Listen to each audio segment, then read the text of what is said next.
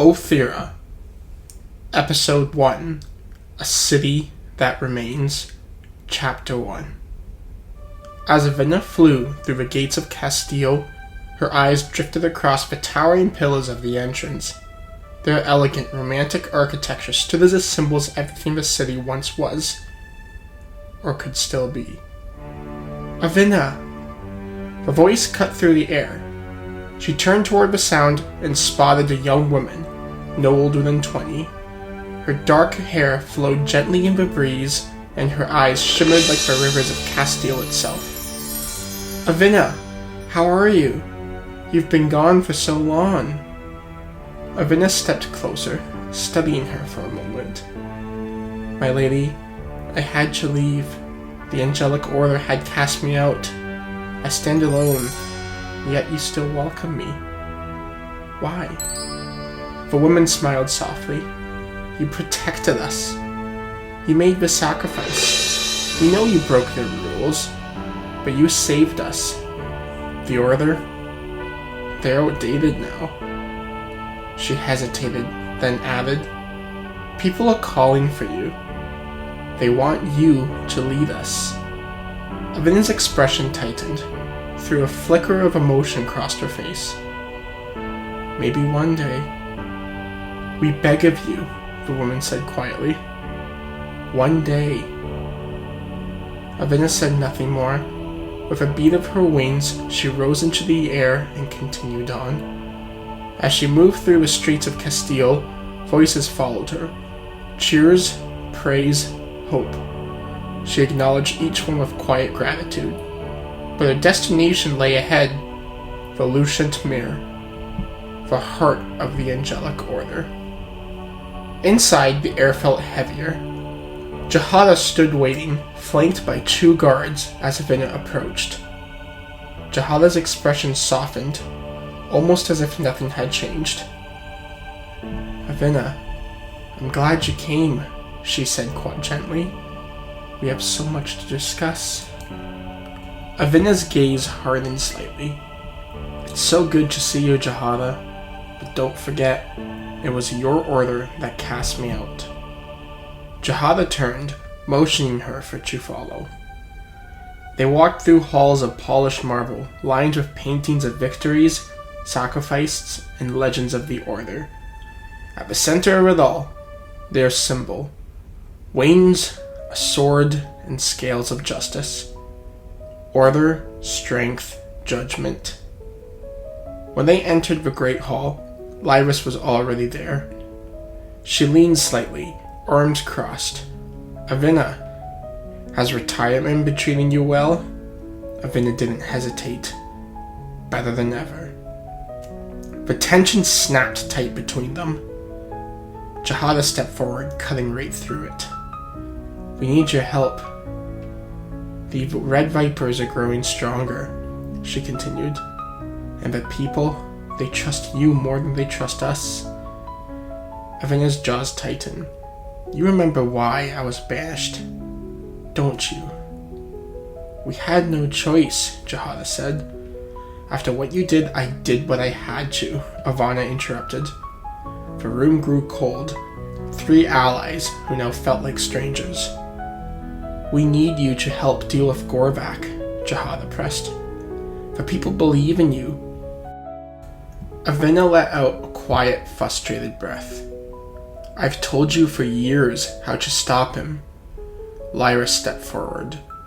You can't just destroy everything in your path. Aevyna's eyes flashed. Then don't ask for my help. I'm not part of your order anymore. Ohthea, Episode 1, Chapter 2. Aevyna barely made it down the steps before someone called out, Aevyna, please! She turned around. A man rushed her, panic written across his face. My restaurant, the Red Vipers. They've taken it all. Please, you have to help. Aevyna didn't hesitate. Show me. They moved across the streets. The beauty of Castile blurred past them. By the time they arrived, damage was already done. Broken windows, shattered walls, smoke rising into the sky. Aevyna stepped forward. Stay back. Inside, the vipers turned. One of them hissed. Aevyna. Then they charged. What followed wasn't a fight. It was a storm. Aevyna moved like fire, forgiving form. Swift, precise, unstoppable. She struck once, then vanished. A second later, another viper fell. Flames trailed behind her blade, each strike cutting clean, burning through anything in its path. A sharpshooter fired. Aevyna twisted midair. A shot missed by inches as she spun loud and cut him down. More rushed her, too slow, too weak. One by one, they fell. Then, a sudden explosion tore through the wall. The Angelic Order had arrived. Soldiers flooded in, weapons drawn. Stand down! One shouted. The remaining vipers scattered. Some were captured, others vanished into the chaos. Silence followed. Smoke drifted through the ruined restaurant. A guard stepped forward, staring at the aftermath. You helped, but was that all necessary? Aevyna didn't answer right away. They would have killed you, she said. Our duty is to minimize casualties, the guard replied, not create more. Aevyna's gaze shifted to the bodies, the destruction. You would have lost people, she said. I didn't. The guard's expression hardened. Murder is still a crime, even for you. Thank you, the owner shouted, rushing toward her. You saved it. Aevyna glanced at the shattered walls, the smoke, the damage. No, she said softly. I didn't. The man followed her gaze. His smile faded. At least they're gone. Aevyna stepped outside. For the first time since returning, she hesitated. Maybe the order wasn't completely wrong, but neither was she. And that was the problem. Episode 1, Chapter 3. The restaurant fire had barely cooled before Aevyna was moving again. She did not go back to the Louchette Mare. She had said what needed to be said, and heard what she expected to hear. Instead, she turned toward the lower districts, a part of Castile that the Order's polished marble halls had never quite reached. She had always come here, even before the banishment, even when she had the title and the authority of the weight of the Order's approval behind her name. She come because the people here needed someone to come to, and most people with the ability to help found no reason to. The streets were narrow and close, buildings leaning toward each other, overheard like old men sharing a secret. The smell of the district was specific. Wood smoke and damp stone, and underneath something both that she had never been able to name, but always had associated with a particular dignity of people surviving circumstances that should have broke them. They recognized her immediately. A woman pressed a small bundle of dried herbs into her hands before Aevyna could even speak. A child offered bread that he desperately needed. An elderly man with no shoes pressed his palms together and bowed his head with a reverence that made her chest ache. She accepted each gift carefully, the way she always had, because refusing it felt like telling them that their gratitude had no value, and their gratitude was sometimes the only thing that they had to give. But something was wrong today. She noticed it on the first woman who had given her the herbs, a deep cut along her forearm, not fresh, not old, something in between. The edges of it were wrong, a faint blue discoloration spreading from the wound into the surrounding skin like frost forming on glass. She saw it again on a man sitting in the doorway with his head in his hands, burns across his knuckles and his wrists, the same blue at the edges. And again, and again. By the time she reached the end of the first street, she had counted 11 people carrying the same marks. Different wounds, different locations on the body, the same specific rawness at every edge. She stopped walking. Something was happening in these streets that had nothing to do with poverty. She needed to find out what. Aevyna! She turned around and saw an older man who looked upon as if he had aged 20 years past his time. My daughter is missing. I've been trying to find her for over 2 weeks, said the man. Why don't you go to the Angelic Order? Asked Aevyna. I did, but they couldn't do much. She disappeared in Earthrios. They said they would contact the authorities there, but I haven't heard anything from them at all, said the father. Please, I will give you anything to find her. Aevyna looked at him. She only saw sadness and pain in his eyes. How could I say no? Maybe if I speak with the Earthrosian authorities, I can find out what's happening, she thought to herself. Okay, Aevyna said. The father looked at her with admiration and a small flicker of hope. Thank you, he said gently before turning away. One individual looked significantly worse than the others. His arms were almost completely dark blue, and his veins were pulsing a navy, dark, evil color. Aevyna couldn't hold on. She needed to find out what was going on. Please don't hurt me. I'm no longer with the Red Vipers, he said before Aevyna could even approach him. I have no interest in your past with the Red Vipers, Aevyna replied quickly. But I am interested in one thing. The individual looked surprised, almost shocked as he muttered. What is it? Your cuts. Your burns. How did you get them? What happened? The former Red Viper was shocked. He never thought that Aevyna, a former member of the Angelic Order, would even care about him, would even give anything to him. In Earthrios, I was a high-ranking member of the Red Vipers.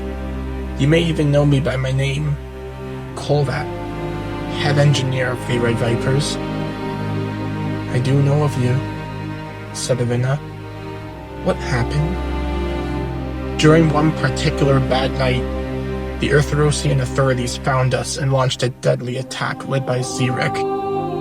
His assault devastated us completely. Our warriors did our best, but failed to defend themselves. During the raid, I was captured and brought to someone named Volcris. What he did, I would rather not say. Aevyna was saddened. Kolvat, we may have been adversaries, but I must find out what is going on in Earthrios. People are suffering. I know, said Kolvat. I know where the remaining Red Viper outposts are in Earthrios. If you visit them and tell them what you are planning to do, they might help you. Where are they? Aevyna responded. Kolvat went into his house and brought out a map showing the locations of several remaining outposts. Here, take this, he said. If what you tell me is true, consider all of your crimes pardoned, Aevyna said.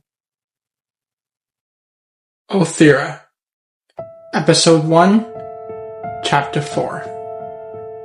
Aevyna remained still, almost as still as the Angelic Order themselves. She knew they wouldn't improve of an investigation. She was already in enough trouble, but she couldn't fail her people, the very same people who had helped her. She would not let them suffer. The trip would take roughly 5 hours. Going by any electrical vehicle would be risky.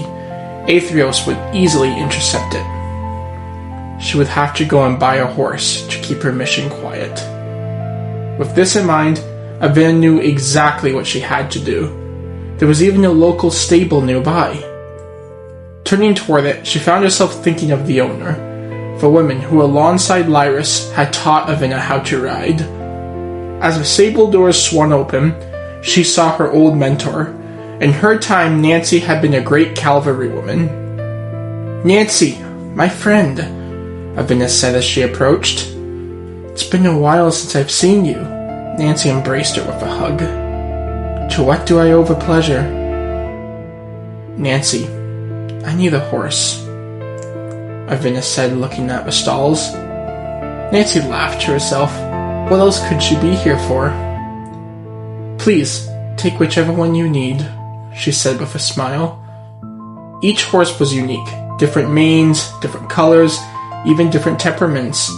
But one caught her eye, a beautiful dark brown horse with white undertones. He even had a name already. Franklin. I'll take this one, said Aevyna. Okay, but be careful and remember your training, Nancy said as she looked at her. Nancy watched her leave. She didn't ask where. Some questions are better left unanswered. 5 hours later. As Aevyna and Franklin drew closer to Aetherios, she could begin to make out the buildings. Unlike Castile, they didn't shine or glow with warmth. They emanated an aura of violet and blue, cold, precise, and completely alien. She could make out faint decor along the structures, though she needed to be closer before the details revealed themselves. The smell reached her first. Not unpleasant exactly, more like a sharp string of chemicals, clean, in a way sterile as clean. Nothing like home. The sky above Aetherios was different too. A deep blue, almost like an ocean, but more ominous, as if the sky had taken sides. Franklin slowed without being asked, his ears pressed back, but Aevyna didn't blame him. She reached into her saddlebag and pulled out the map Koldat had given her. The Red Viper outposts were marked clearly. So were the border entry clearings that the Order did not know about. She found the one she needed, and quickly folded the map away. Come on, she said to Franklin, guiding him toward the crossing. The border was watched by multiple guards, Nyrixa in origin, jellyfish-like mantles with eyes set into humanoid bodies. They moved with particular ease of beings who had never expected anyone to try what she was going to do. Aevyna moved like a sudden flash of light. She almost made it through. Hey, Angel! 3 guards approached fast. Without a word, she wove a channel of fire toward them like a raging bull. A light blue defensive shield formed instantly, protecting them from the fire. A deep cut sound broke the air as the other guards turned their heads just in time to witness one of them collapse from a sudden strike to the chest. Before the remaining 2 could counter, they felt an immediate burning pain as her sword cauterized their wounds. I'm sorry, Aevyna whispered as she watched the guards collapse. Aevyna turned toward the city, but unlike Castile, which reigned of golden warmth, Aetherios breathed in blue. The buildings rose like frozen lightning, tall and sharp, their surfaces alive with light that pulsed like something beneath it, breathing like metal. There was no warmth in the glow. It was cold, precise, and the color of a deep ocean where sunlight forgot to reach. Ships moved through the sky, silent and enormous, cutting through clouds that had been taken by the city's violet hue. She had seen angels, horses, but she had never been prepared for the machines that simply owned the sky as if it belonged to them. The streets below were crowded. Nyrixa moved through them, their jellyfish mantles glowing softly, trailing behind them like living things. Humans too. Other species she had no name for. All of them moved for a particular purpose of people who had somewhere to be and no interest in whoever was watching. A sign caught her attention on a building to the right. She couldn't read it. The language was nothing like home. Franklin slowed beneath behind it without being asked. She couldn't blame him. She tied him to a post at the edge of a street, somewhere quiet, away from the main square. He would be safer there than for what came next. As she made her way through Aetherios, she determined she must find the Red Vipers. Koldat's map had given her their locations. They might know what's happening. They might know where the missing people are. But before she should continue, "You there!" a yell from behind her. "You have illegally entered the border." Aevyna was not in the mood. She drew her blade and within a second cut the nearest guard down in two. Immediately the others attacked, but she was too fast. None of them could land a hit. The bystanders were shocked by her speed. To them, she looked like a blur, terrified and mesmerized at once. Aevyna the Banished. She looked toward the voice. A Djinn, 6 feet tall, a mostly blue figure with armor covering his body. His eyes were a lighter shade of blue, and where his hair should be began a purple, almost string-like color.